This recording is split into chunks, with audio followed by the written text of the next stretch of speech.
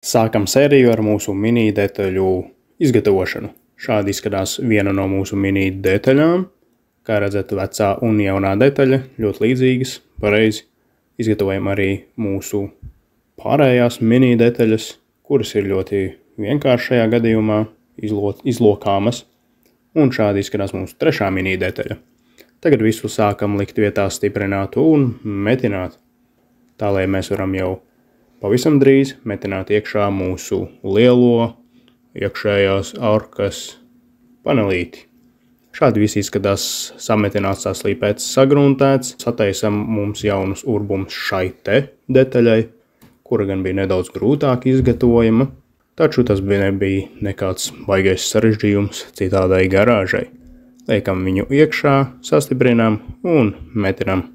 Kopā visas punktu metinājuma vietas gluži ļoti līdzīgi, kā tas ir rūpnieciski paredzēts. Kad viss mums ir skaisti nometināts, apslīpējam ar slīpējamo disku mūsu šuvju augstākās vietas, nogruntējam visu ar epoksīdu grunti, sagatavojam mūsu ārējās arkas mazo fragmentu, kuru ieguvām iepriekšējās sērijās. Tagad arī viņu metinām iekšā ar pilnu šuvi, kanti pret kanti, gluži kā puzles gabaliņu. Un šādi izskatās viss sametināts.